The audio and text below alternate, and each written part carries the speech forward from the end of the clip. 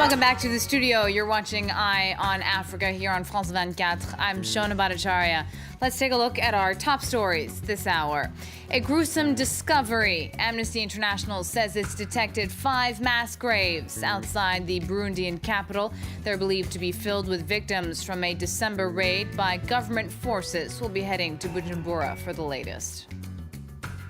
More accusations of abuse by peacekeepers in the Central African Republic. UN officials say a second group of minors were sexually violated by European and French troops. France's defense minister has called an investigation.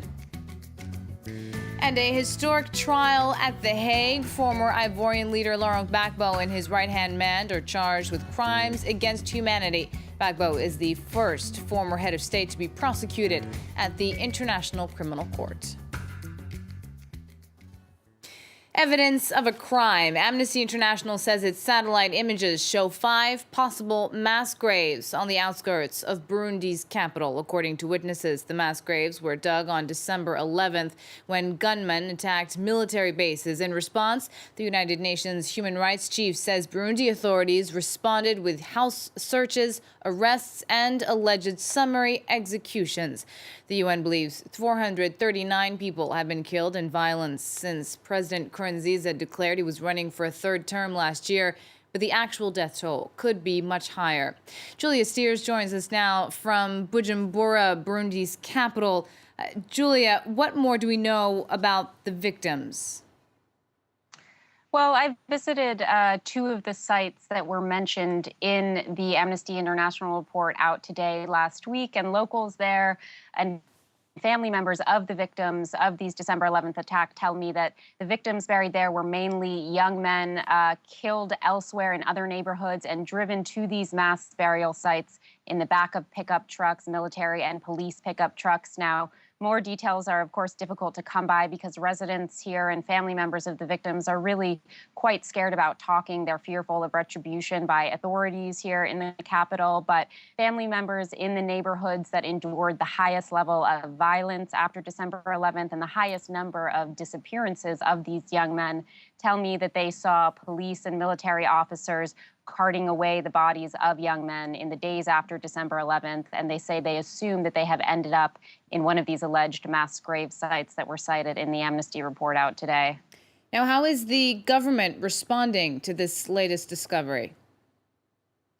Well, since the media reports first began to emerge about the possible existence of these mass grave sites, and since revelations from the UN and from Amnesty, the government has continued to deny the existence of these sites and any involvement on their part in them. But they've also promised an investigation into the possible existence of the mass graves here. But so far, UN agencies and international humanitarian organizations have been unable to launch investigations, they say, because they've not been authorized to do so by the Burundian government. So pressure is really mounting on the Burundian government, particularly ahead of a heads of state summit that will convene in Ethiopia this weekend. The crisis here in Burundi is expected to be high on the agenda for regional leaders over the weekend, and they're expected to vote on the possible deployment of a peacekeeping force to Burundi. So obviously, with the Amnesty International report out today, pressure is mounting on representatives for the government from Burundi to really show some commitment to investigating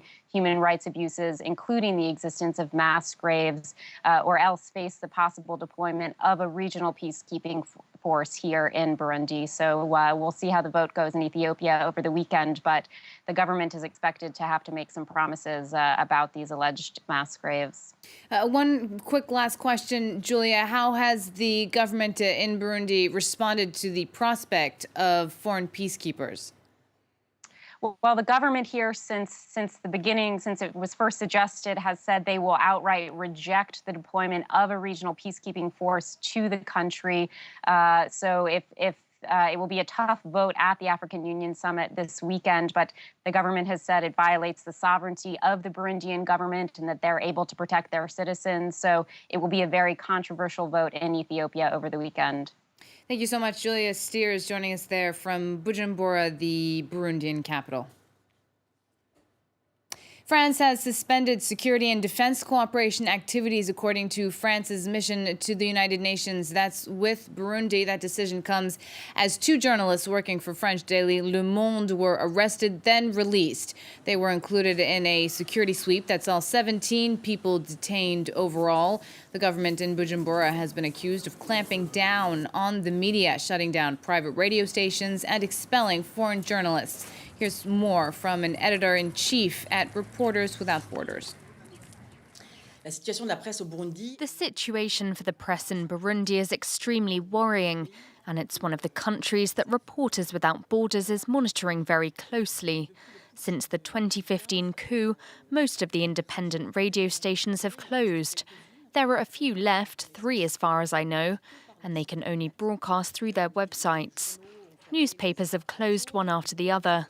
Journalists, for the most part, either have to hide, live under cover, or even go into exile. A growing scandal in the Central African Republic. According to UN officers, 6 more minors, including a 7-year-old girl, say they were sexually abused by French and EU peacekeepers in 2014. Early last year, similar reports had already surfaced accusing French and UN mission troops. This Friday, French Defense Minister Jean-Yves Le Drian ordered an investigation into the allegations. Laurent Gbagbo reports. Allegations of abuse against the very people sent to protect them.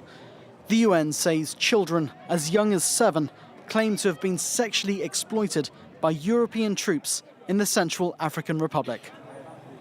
These are, of course, extremely serious accusations, and it's crucial these cases are thoroughly and urgently investigated. Foreign troops were sent to the country in 2013 and 14 to stem the violence between Christian militias and largely Muslim rebels following a coup.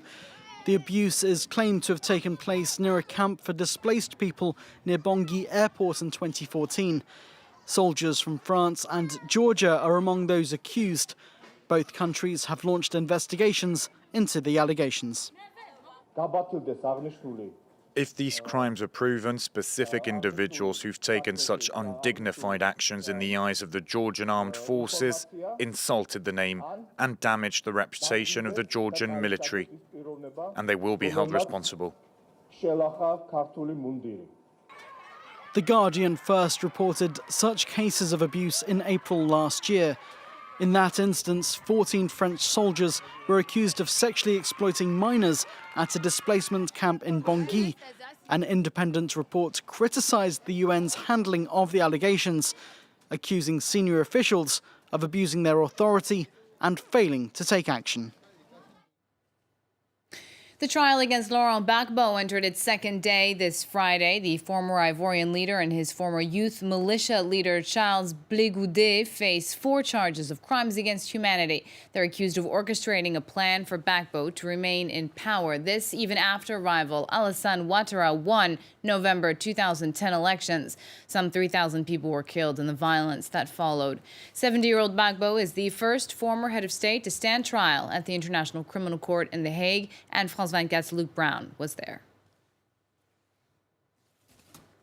A gruesome catalogue of murder, gang rape and mass graves. Over the past 2 days and 6 hours, the prosecution outlined its case against the 2 defendants, Laurent Gbagbo and Charles Blé Goudé, who it says initiated unspeakable violence to stay in power at any cost. Now, the prosecution followed, indeed echoed in court by the representative of 700 victims, Paulina Masida. The parallels of her case and that of the prosecution has, though, been denounced by the defense. Let's take a listen to the representative of those victims. All the victims have reported that they were targeted because of their ethnicity, religion or nationality. The crimes and atrocities were essentially based on these criteria. It was very important for me to make that clear in my opening statement. It's not that there are bad guys on one side and good guys on the other. And that's why the attitude of the so-called victims representative was rather intriguing. And it led us to wonder whether she was acting as a second prosecutor, which would mean we would have 2 adversaries in the room. rather than as a representative of all the victims. And that's a shame. The defence will get the opportunity to make its opening statements on Monday of next week. We're also expecting early next week at least one of the defendants, Charles Blé Goudé, to take the stand. It's not yet sure whether Laurent Gbagbo will do the same. After that, we're expecting to hear from some of the witnesses themselves, the victims themselves. The first testimony we're expecting next Wednesday. Music is back in Bamako for the first time since 2012. A major music festival is taking place in the Malian capital. That year, Islamist extremists seized northern Mali and banned music.